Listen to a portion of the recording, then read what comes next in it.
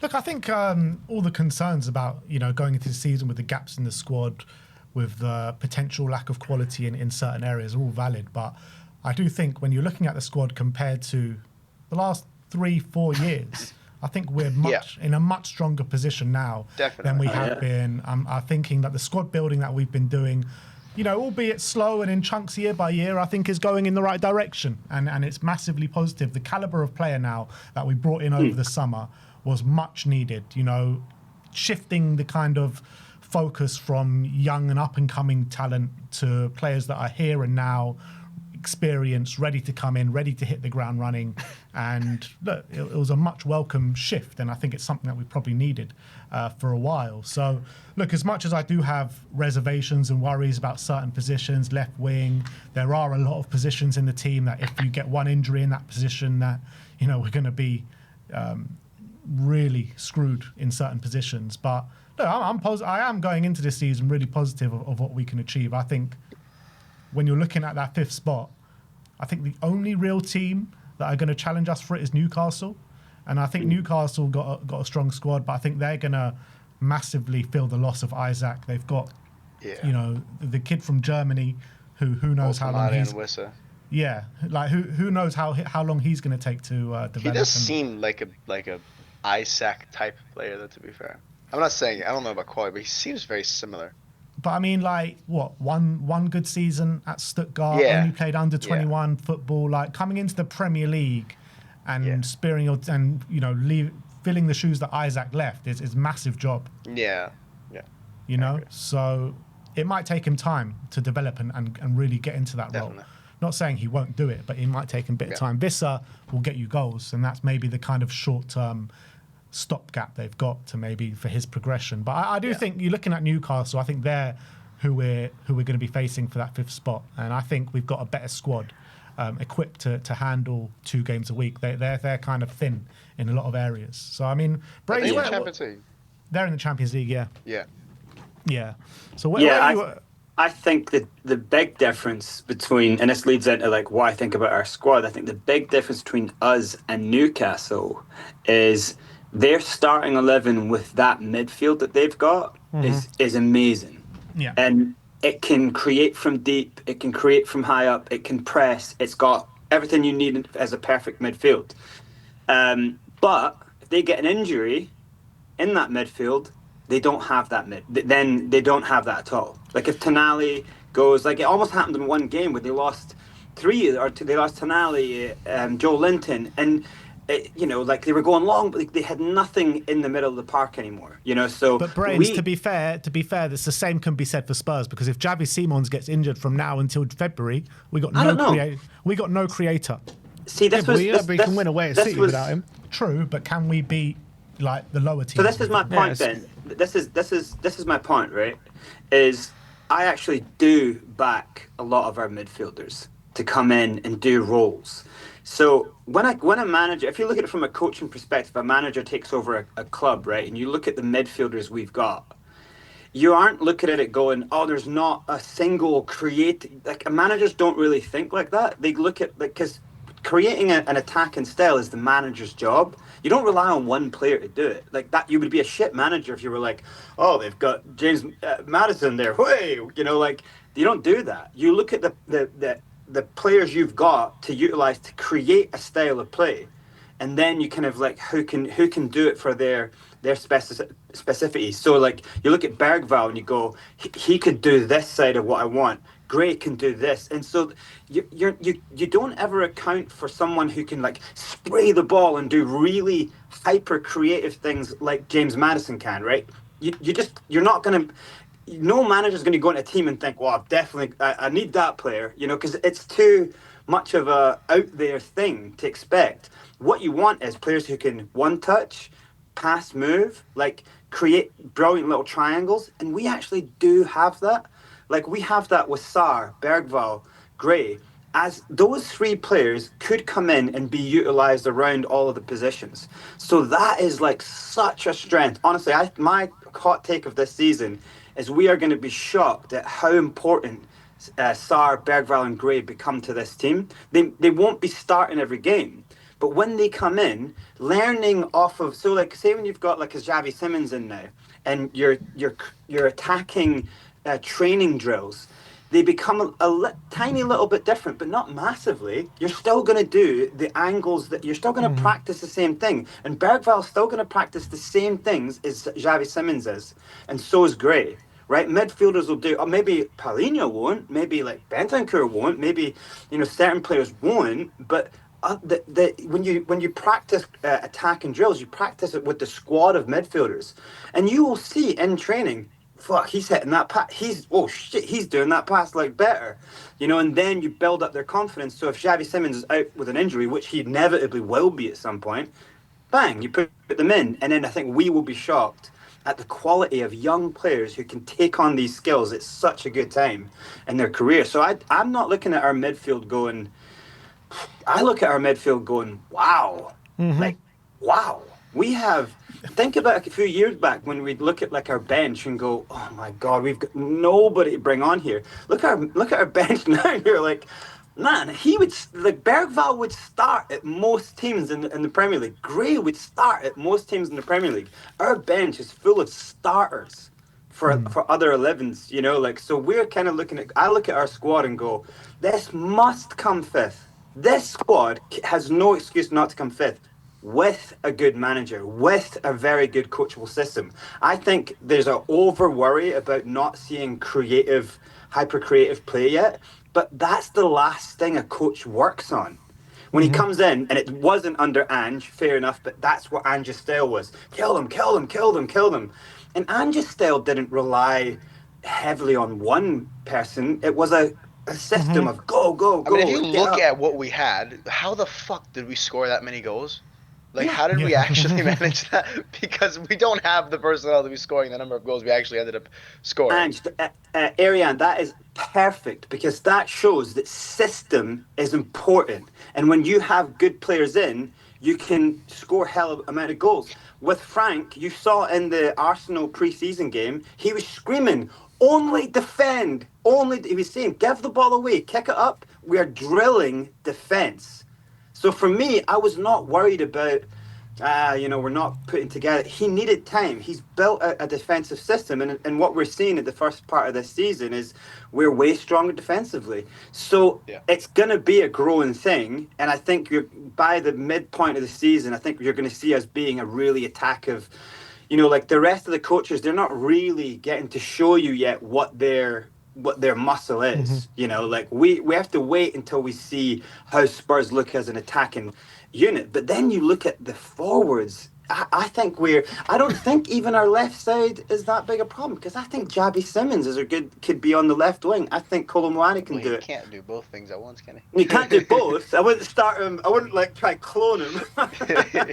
Schrodinger's midfielder. If we can clone him for less than 50 million, it might be worth it. 55 million, not a cent more. No, but I think you could put Kolo, or you could put Xavi there. You could bring, Kudus into the centre. There's things that you can do that I think. Definitely. I think there's we used to kind of just tear our hair out because we just didn't have rotation. Now, if you look at our attack, it's kind of looking like there's a lot of good stuff there, and our defence. I think that they're quite confident that the way the starting line of where they're going to defend from is not going to require Mickey van de Ven to tear his hamstrings apart. You see already, they're not making that much. Yeah. The sprints are not that big, so there's less chance of injuries.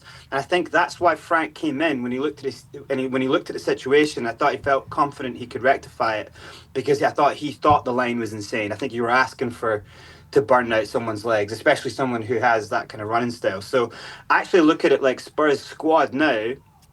And I'm not talking about 2 games a week. I'm just saying Spurs' full squad is such a coachable. As a coach, you'd be looking at that going, I could do damage with this.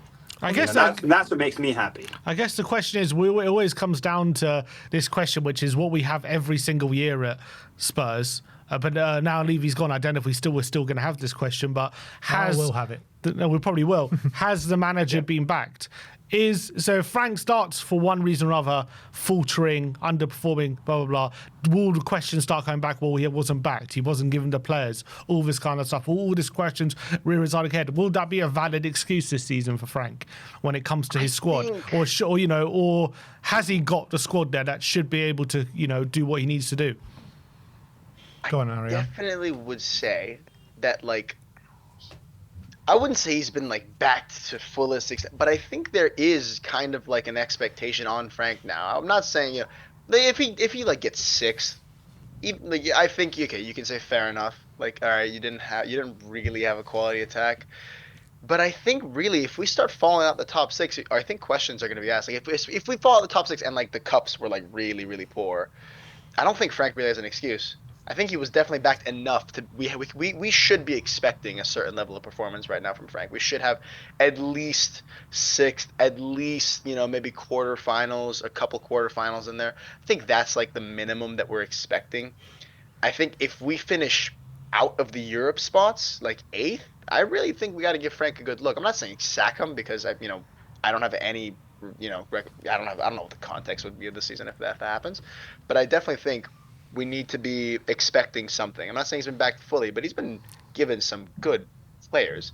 And I think one thing I'll say in the club's defense is they're kind of, if we snap our fingers and Kulusevski and Madison are back, Simmons is playing left, Kulusevski is now covered for both midfield and for Kudus on the right, and Madison starting in midfield. You're thinking, we have a fucking team now. Mwani, Simmons, Kudus, Madison, Sar, Palinha, Porro, Spence, Romero, Van de Ven, Vicar. That's a team.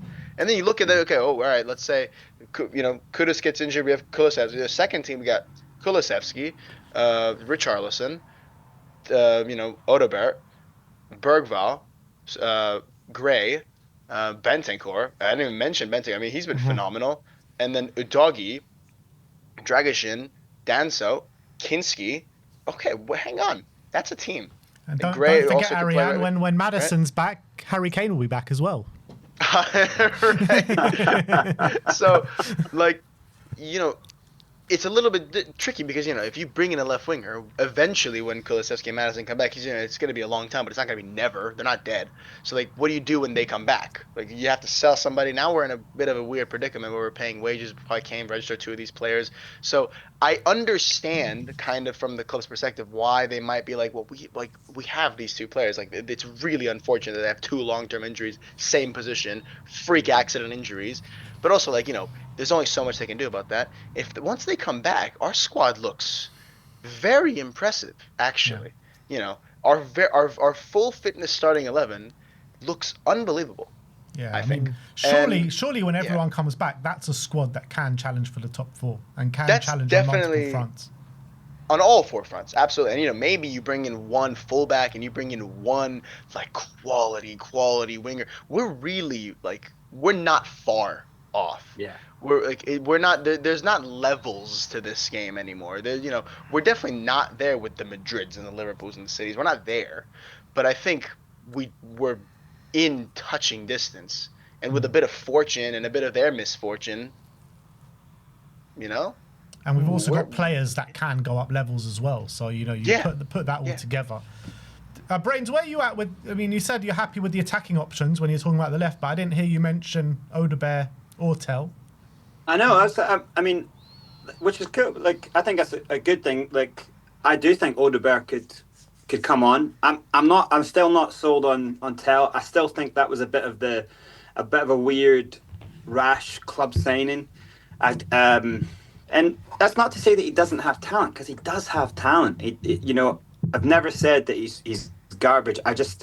It's yet to be proven if he's a out and out striker, or if he's someone who comes in, or even if he's a 10. He's someone who has such a nice little touch. He might develop as a 10 later in his career. But it's just a lot of unanswerables. So I'm just a bit like, I don't know about him yet, and now I think he's going to find it tough, because you're looking at a lot of players. For Tell to be looking ahead and going, Brennan Johnson starts over me every week, because Brennan Johnson just scores goals. Brennan Johnson is not as all-rounded as he is, But Brennan Johnson just has that experience and he knows what to do when you get within a distance from goal. He does a little thing where he looks up peripherally, he gets his body in the right shapes. All of those things tell rushes and panics, not in under 21s in youth football where it's a different stress level, but at the highest level he panics, and he's done it now quite a lot of times. He's been through on goal multiple times. He just panics. He just doesn't choose the right thing.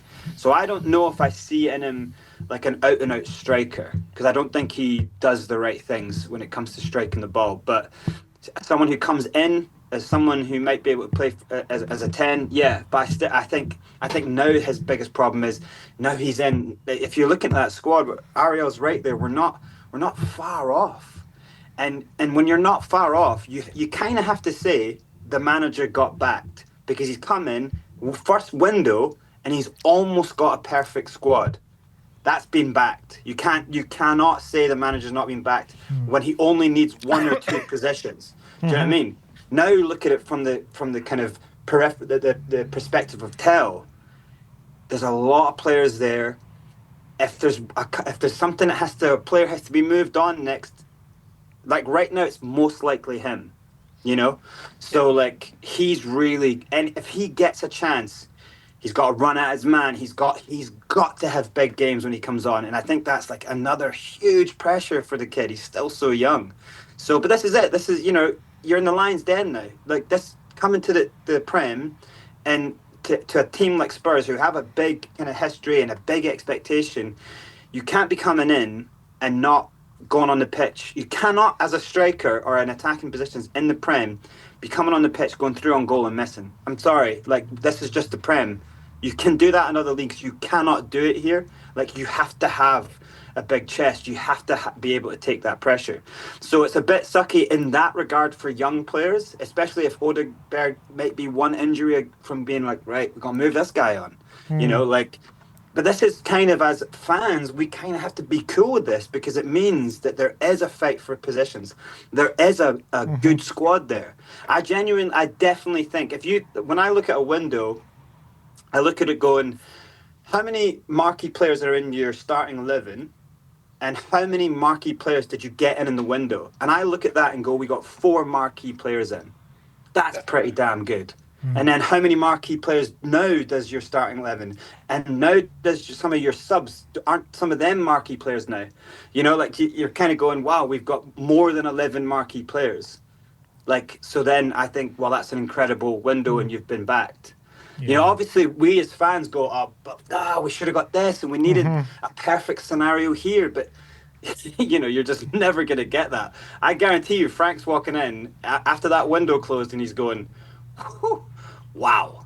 Because he's never had that. Think about it. He's never had that. I've always said, Brains, that he's looking at. Every fan of every team in the league can say, "Oh, we should have got this. We should have done more. We should have got another player. We're missing." And every fan team says TV, that. every fan group did say that. The same things we were saying. Everyone else was saying the exact same stuff. We're not doing enough. Why are we moving so slow? Everyone else is doing stuff and we're not. You go and speak to Arsenal fans at the same time. Everyone was saying the exact same thing. It was kind of a bit of the problem with. Yeah, I think it was kind of a bit of a problem with the kind of market, and there was this thing happening where seller clubs were holding to the end, buyer clubs were holding to the end, and there was always going to be like a scramble just because of the prices. But I actually came away from it just being like super relieved and thought, wow, we did really well.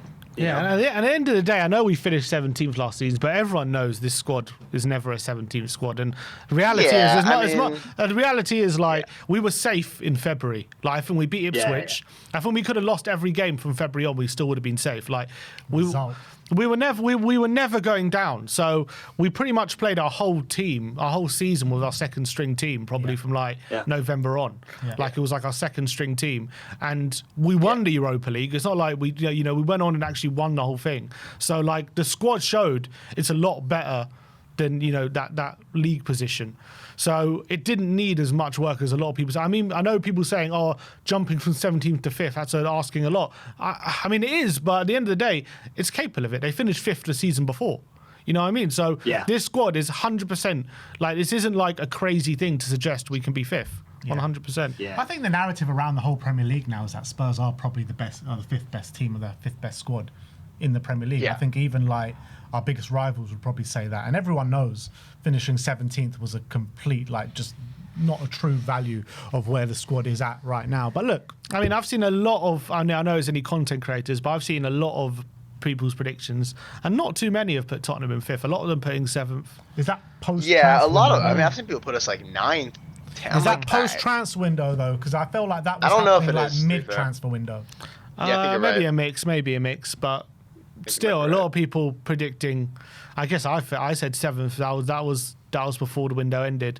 I don't then And change if you're it saying to 5th. 7th, I also- like, other yeah. fans are going to be saying 9th. You know what I mean?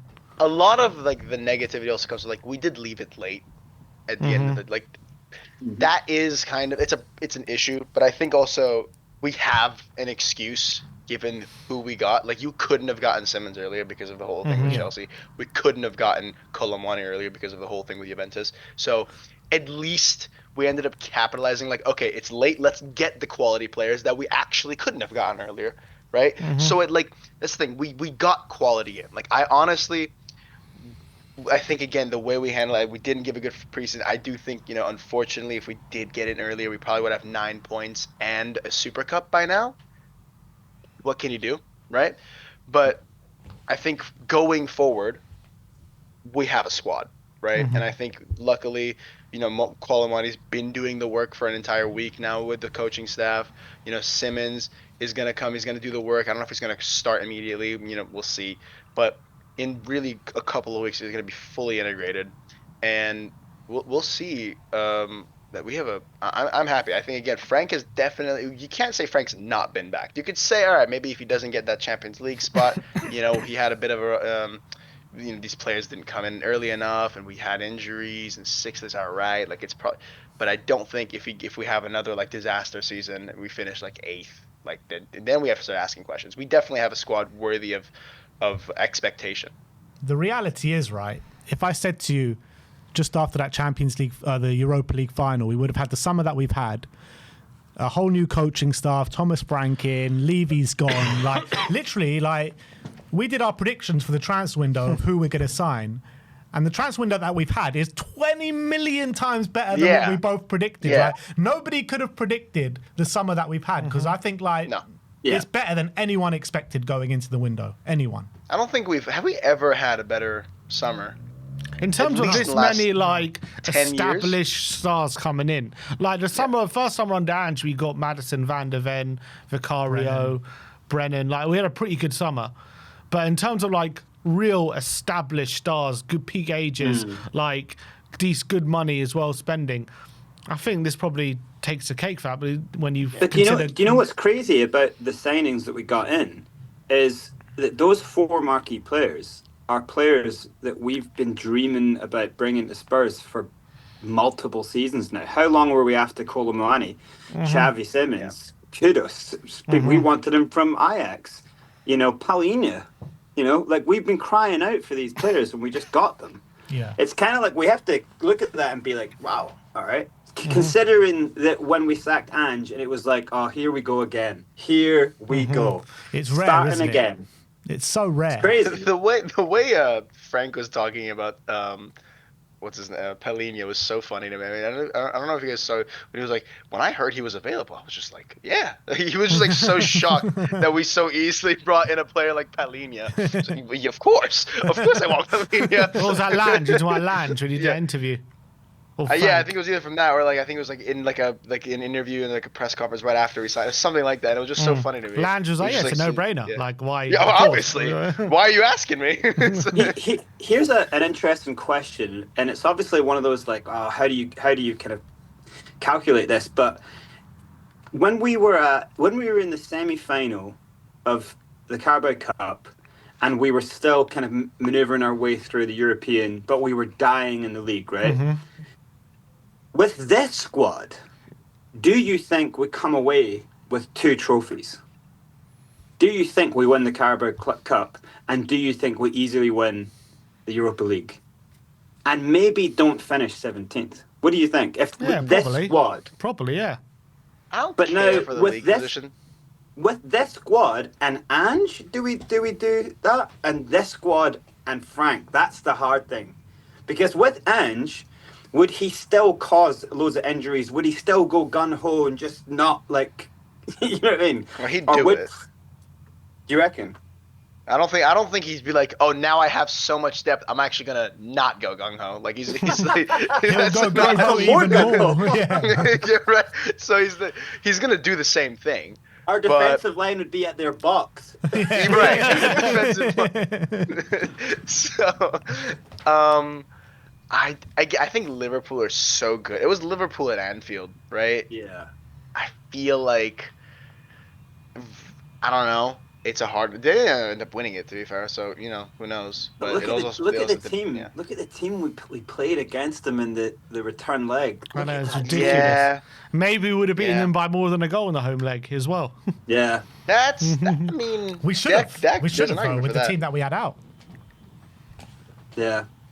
Yeah, I think maybe. I think this is the league position I don't care for because I think what was it at some point? I think when like the defensive players returned, if we won every game, we'd finish like 10th. Like who cares? Yeah. Like I I don't like. We're safe. Like I know. I think we probably lost on like 60 million or something. And that's probably why they sacked Levy. But